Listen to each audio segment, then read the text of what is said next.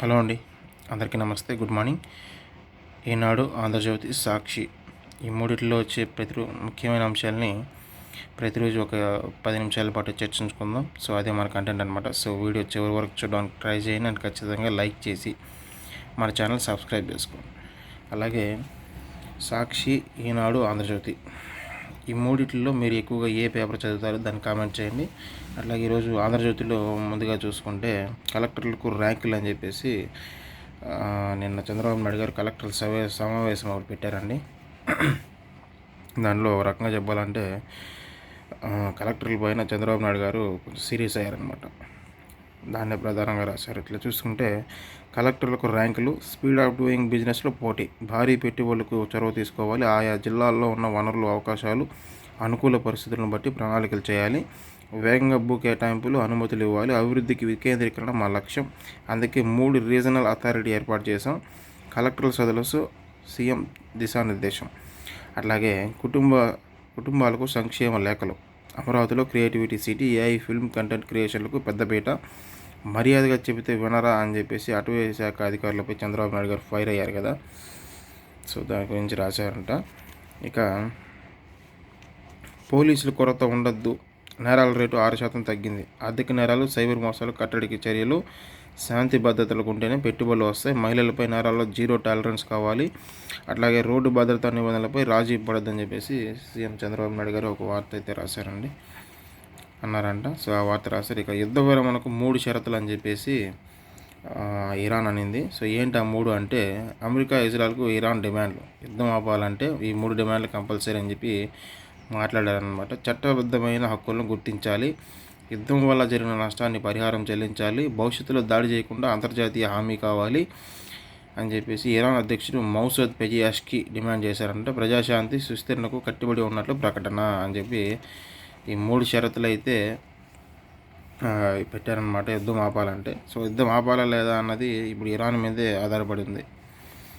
ప్రతీకారం తీర్చుకుంటాం, పశ్చిమాసియాలోని స్థావరాలన్నీ అమెరికా ఖాళీ చేయాల్సిందే, హార్మోజ్ జలసంధి మూసివేసే ఉంటుంది, శత్రువుల నుంచి పరిహారం వసూలు చేస్తాం, గల్ఫ్ దేశాలతో స్నేహం కానీ అమెరికా బేసులపై దాడులు కొనసాగుతాయని చెప్పేసి ముఫ్తాజా ఖమేని ప్రకటించారండి. ఆయన వచ్చేసి కొత్త సుప్రీం లీడర్ అనమాట.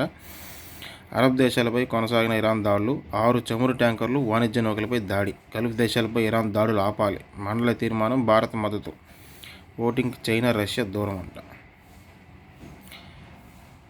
అంట. అట్లాగే ఇరాన్ ఎంతలే అనుకుని అమెరికా తప్పు లెక్కేసిందంట అండి. సో ట్రంప్ చిన్న దేశం, మనం దాడి చేస్తే వాళ్ళు గొప్పన అయిపోతారు అనుకున్నారు, కాకపోతే వాళ్ళ అంచనాలు తారుమారయ్యాయి అనమాట. సో దాన్నే ఇక్కడ ప్రధానంగా రాశారు వీళ్ళు. ఇరాన్ ఎంతలే అనుకుని తప్పులు లెక్కేసిన ట్రంప్ తీవ్ర దాడులతో లొంగిపోతుందని, పాలన మారుతుందని అంచనా వేశారు. దారుణంగా తప్పిన అమెరికా లెక్కలు, ఇరాన్ ఎదురు దాడిలో చుక్కలు, హర్మోజ్లో చమురు ట్యాంకులు రక్షణ కల్పించలేమని చెప్పేసి అమెరికా చేతులు ఎత్తేయిందనమాట. సో హర్మోజ్ గుండా భారత్కు 1.35 లక్షల టన్నుల ముడి చమురు వచ్చిందంట అండి. సో ఇది రాడార్లకు చిక్కకుండా వచ్చింది అని చెప్పేసి వీళ్ళు వేశారనమాట. యాక్చువల్గా ఏంటంటే, ఇండియాకు వచ్చే ఆయిల్ ట్యాంకర్లపై ఇరాన్ దాడి చేయదు అని చెప్పేసి ఇరాన్ రక్షణ మంత్రి ఉన్నారు కదా, సో ఆయన పెజియాష్కి ఆయన చెప్పారు, వీళ్ళైతే తప్పు రాశారనమాట. సో అట్లాగే ఇక నిన్న లోకేష్ గారు సాగర్ డిఫెన్స్ అనే పరిశ్రమకి ఒక శంకుస్థాపన అయితే చేశారండి. దాని గురించి రాశారనమాట. తీరం మరింత భద్రం, నెల్లూరు జిల్లాలో సాగర్ డిఫెన్స్ పరిశ్రమకు శంకుస్థాపన, దేశ రక్షణ రంగంలో ఈ పరిశ్రమది కీలక పాత్ర, మత్స్యకారుల జీవన ప్రమాణాలు మెరుగుకు దోహం, సాంకేతిక పరిజ్ఞానంతో మత్స్య సంపద గుర్తిస్తుంది, అనుకోని విపత్తులో రక్షణగా ఉంటుంది, ఉపాధి కల్పనలో స్థానిక యువత మొదటి ప్రాధాన్యం, గొప్ప పరిశ్రమకు తెచ్చేందుకు గర్వంగా ఉంది అని చెప్పేసి ఆయన మాట్లాడారనమాట. ఇక జెన్కో ఆల్ టైమ్ రికార్డు 11.61660 మెగావాట్ల థర్మల్ విద్యుత్పత్తి, ఈ రాష్ట్రంలో ప్లాంట్ల సామర్థ్యం 6610 మెగావాట్లు, అందులో 93.19% నమోదు చేసిన ప్లాంట్లు అని చెప్పేసి ఒక వార్త అయితే రాశారండి. ఇక పయ్యావుల కేశవ్ గారు జగన్మోహన్ రెడ్డి గారి పైన మండిపెట్టారనమాట. సో దాన్ని రాశారు. జగన్ డిఎన్ఎల్ని అబద్ధాలు, అవి కాకి లెక్కలు కావు, జగన్ టీం లెక్కలు, ఆయన చెప్పేవన్నీ అసత్యాలు, అర్ధసత్యాలు అంట. గత ప్రభుత్వ హయాంలో ఆర్థిక విధ్వంసం జరిగిందని చెప్పేసి పయ్యావుల కేశవ్ గారు మాట్లాడారు కదా. దాన్ని రాశారనమాట. ఇక మధ్యాహ్నం భోజనం బాగలేదని డ్రామా, మైలవరం హెచ్ఎంపై సస్పెన్షన్ వేటు, సర్కారుకు చెడ్డ పేరు తెచ్చే ప్రయత్నంగా విచారణలో గుర్తింపు అని చెప్పేసి రాశారండి. యాక్చువల్గా మధ్యాహ్నం భోజనం ఏం బాగాలేదన్నమాట. అట్లాగే ముప్పిడి అవినాష్ రెడ్డికి నో బెయిల్, మద్యం కేసులో నిరాకరించిన సుప్రీంకోర్టు. బెయిల్ ఇస్తే మళ్ళీ పారిపోయే ప్రమాదం ఉందన్న సుప్రీంకోర్టు. గతంలో శ్రీలంకకు పారిపోయాడు, కస్టడీ ఇవ్వండి ఏపీ ప్రభుత్వం అభ్యర్థన. సో 20కి తదుపరి విచారణ వాయిదా పడిందంట. ఇక గ్యాస్కు ఎఫ్స్టీన్కు లింకు, మన ఆయిల్ కొనుగోలును ఇతర నిర్ణయించడం ఏంటి, పెట్రోలియం మంత్రి ఆయన మిత్రుడు హర్దీప్ రాజుతోనే దుస్థితి, పూరి కుమార్తెకు సోరోసిస్ నిధులంట. ఈయన ఏదో ఒకటి మాట్లాడి వెళ్ళిపోతారనమాట. దానికి సమాధానం చెప్తే వినరు, క్వశ్చన్ అడుగుతారు, దాన్ని చెప్పే లోపల పారిపోతారు. ఇక హోటళ్లపై గ్యాస్ బండ, రాష్ట్రంలో ముదురుతున్న వంట గ్యాస్ సంక్షోభం, వాణిజ్య సిలిండర్లు నిలిపివేత, పలు హోటళ్ల మూత, కట్టెల పొయ్యితో నెట్టుకొస్తున్న కొందరు వ్యాపారులు, ప్యానిక్ బుకింగ్స్తో సమస్యలు, సర్వల క్రాషింగ్. బుధవారం ఒకరోజు 3 రెట్లు అధిక బుకింగ్స్, గృహ అవసరాలకు ఇబ్బంది లేదని ప్రభుత్వం ప్రకటన. సో భయం ఉంటుంది కదండి, సో భయం వల్ల ఎక్కువగా బుక్ చేసుకుంటారు అనమాట. సో ఇక ఆంధ్రజ్యోతిలో విషయాలు అవి. ఇంకా ఈనాడులో చూసుకుంటే, జనావాసాలపై బాంబులు, ఇరాన్ లెబనాన్లపై దాడులు, 21 మంది మృతి, బీరూట్లో పర్యాటక ప్రాంతంలో కల్లోలం, ఇరాన్లోని భద్రతా చెక్ పాయింట్లపైన ఉరుచుకుపడిన అమెరికా ఇజ్రాయెల్, అమెరికా నౌకపై ఆత్మహత్య పడటంతో ఇరాన్ దాడి, భారతీయుడు మృతి, ఇజ్రాయెల్పై 200 రాకెట్లు, గల్ఫ్ దేశాలపైన దాడులు కొనసాగింపు, మళ్ళీ $100 చెములు ధర, గల్ఫ్పై దాడులు చేస్తాం, హర్మోజ్ మూసేస్తాం, మఫ్తాబా ఖమేని తొలి ప్రకటన అని చెప్పేసి రాశారనమాట. సో మర్యాదగా చెబితే అర్థం కాదా, మీ వ్యవహార శైలి అసలు బాగోలేదు, శ్రీశైలంలో భక్తులు నిలిపేశారు, బద్వేల్లో గుడి కూల్చేశారు, గిరిజనులకు ఇల్లు కట్టకూడదా, నీళ్ళు ఇవ్వకూడదంటే ఎలా, సమస్య ఉంటే నా దగ్గరకో లేదా డిప్యూటీ సీఎం పవన్ కళ్యాణ్ దగ్గరకో రండి, మీ ఇష్టం వచ్చినట్టు చేస్తామంటే కుదరదు, అటవీ శాఖ అధికారులపై చంద్రబాబు మండిపాటు అని చెప్పేసి నిన్న ఫైర్ అయ్యారు కదా కలెక్టర్ల మీద. సో దాన్ని రాశారు. ఇంకా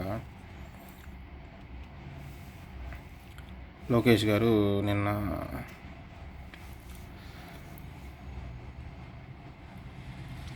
ఒక శంకుస్థాపన అయితే చేశారండి. సో సాగర్ డిఫెన్స్ అనే కంపెనీకి నిన్న లోకేష్ గారు శంకుస్థాపన చేశారు కదా, సో దాని గురించి రాశారు అనమాట. అట్లాగే ఆదాయం ఒకటే ప్రాతిపదిక కాదు, తల్లిదండ్రుల హోదా కేటగిరీలను పరిగణలోకి తీసుకోవాలి, ఓబీసీ సంపన్న శ్రేణి నిర్ణయంపై సుప్రీంకోర్టు కీలక తీర్పు, కేంద్ర ప్రభుత్వం అప్పీలు తిరస్కరణ, పలువురు యూపీఎస్సీ అభ్యర్థులకు ఉపశమనం అని చెప్పేసి ఒక వార్త అయితే రాశారండి. ఇక తిరుపతిలో ఒకలామాత టెంపుల్ ఉంది కదండి, సో దాని గురించి రాశారనమాట. ఆ టెంపుల్ గురించి, ఒకలామాత ఒడిలో అక్షర గోవిందం, తిరుపతిలో బాసరా తరహా అక్షరాభ్యాసం, చిన్నారులకు 7 వస్తువులతో కిట్ అని చెప్పేసి ఒక వార్త అయితే రాశారండి. ఒకలామాత ఒడిలో అక్షర గోవిందం ఉన్నారు కదా, సో ఏంటంటే తిరుపతిలో ఒకలామాత టెంపుల్ ఉందండి, సో టోల్ రోడ్ పక్కన. సో ఆ ఒకలామాత టెంపుల్లో అక్షరాభ్యాసం చేస్తారంట. ఆ అక్షరాభ్యాసంతో పాటు ఒక 7 వస్తువులతో ఉన్న ఒక కిట్ ఇస్తారనమాట, అంటే చదువుకు సంబంధించిన బ్యాగ్ అనమాట. సో దాని అయితే ఇస్తారంట. అట్లాగే ఈ ఆదాయం ఒకటే ప్రాతిపదిక కాదని చెప్పి అన్నారు కదా, సో ఏంటంటే ఈ ఓబీసీ కేటగిరీ ఉంది కదండి, తల్లిదండ్రుల హోదా కేటగిరీలను పరిగణలోకి తీసుకోవాలి, ఓబీసీ సంపన్న శ్రేణి నిర్ధారణపై సుప్రీంకోర్టు కీలక తీర్పు, కేంద్ర ప్రభుత్వం అప్పీల తిరస్కరణ, పలువురు యూపీఎస్సీ అభ్యర్థులకు ఉపశమనం రాశారు కదా. సో ప్రతిష్టాత్మకమైన సివిల్ సర్వీస్ పరీక్షల్లో విజేతలు కలిగించినప్పటికీ ఓబీసీ సంపన్న శ్రేణి పరిధిలో ఉన్నారనే కారణంతో ఆ కేటగిరీ రిజర్వేషన్లు వర్తించక ఉద్యోగాలు పొందలేని అభ్యర్థులకు సర్వోన్నత న్యాయస్థానం భారీ ఉపశమనం కలిగించింది. ఓబీసీ సంపన్న శ్రేణి నిర్ధారణకు తల్లిదండ్రుల జీతాలు మాత్రమే ప్రామాణికం కాదని, వారి ఉద్యోగ హోదా కూడా ప్రామాణికంగా తీసుకోవాలని చెప్పేసి ఒక వ్యాఖ్యలు అయితే చేసిందనమాట. సో దాని గురించి రాశారండి. ఇంకా సాక్షిలో ఈరోజు చూసుకుంటే, సాక్షిలో మెయిన్ వార్తలు ఏంటంటే, వైఎస్ఆర్సీపీ కోట్లాది మంది అభిమానులది పార్టీ కేంద్ర కార్యాలయంలో ఘనంగా వైఎస్ఆర్సీపీ 16వ ఆవిర్భావ దినోత్సవం అని చెప్పేసి నిన్న వైఎస్ఆర్సీపీ పార్టీ ఆవిర్భావ దినోత్సవం అంట. సో దాని గురించి రాశారండి. సాక్షి మొత్తం అదే రాశారు ఈరోజు. ఇక నిబంధనలు పాటించాల్సిందే, నిజాయితీగా నిధులు నిర్వర్తిస్తాం, లోక్సభ స్పీకర్ ఓం బిర్లా చెప్పారు. నిబంధనల ప్రకారమే సభ కొనసాగుతుందని చెప్పారంట. సో ఇంధన కొరత లేదు, పశ్చిమాసియాలో ఉద్రిక్తతలు కొనసాగినప్పటికీ దేశంలో ఇంధన కొరత ఏం లేదని కేంద్ర మంత్రి హర్దీప్ సింగ్ పూరి వెల్లడించారండి. సో ఏం భయం పడాల్సిన అవసరం లేదు. యాక్చువల్గా అన్ని దేశాలతో పోలిస్తే మన దేశంలో పూర్తిగా ఫ్రీగానే దొరుకుతుంది గ్యాస్. భయం వల్ల డిమాండ్ పెరుగుతుంది అంతే. సిఈసిని తొలగించాలంటూ నోటీసు. సిఈసి జ్ఞానేష్ కుమార్ తొలగింపు కోసం నోటీసులు ఇచ్చేందుకు విపక్షాల పార్టీలు సిద్ధమవుతున్నాయంట. ఇక బాహుబలి పాటతో స్ఫూర్తి T20 వరల్డ్ కప్ విశేషాలపై సూర్యకుమార్ యాదవ్తో ఒక ఇంటర్వ్యూ జరిగిందంటండి. సో దాన్ని రాశారనమాట. క్రూడ్ మంట బేర్ పంజా, మళ్ళీ సెంచరీ దాటిన ముడి చమురు ధర కుప్పకైన స్టాక్ మార్కెట్లు అని చెప్పేసి రాశారు. యుద్ధం గురించి రాశారండి. యుద్ధం కల్లోలం, దాడుల ప్రతివాదులతో దద్దరిల్లుతున్న పశ్చిమాసియా. $100 దాటిన బ్యారెల్ ముడి చమురు ధర, దాడులు ఆపకపోతే $2,000 పెరుగుతుందని చెప్పేసి ఇరాన్ అంది. సో గల్ఫ్లోని అమెరికా సైనిక స్థావరాలపై మూసివేయాలి డిమాండ్ చేసిన ఇరాన్ సైన్యం. మా బిడ్డల మరణానికి ప్రతీకారం తీర్చుకుంటాం, అమెరికా ఇజ్రాయెల్ను వదిలిపెట్టే ప్రసక్తే లేదని చెప్పేసి ఇరాన్ ప్రకటించిందండి. అమెరికా ఇజ్రాయెల్ను వదిలిపెట్టే ప్రసక్తే లేదంట.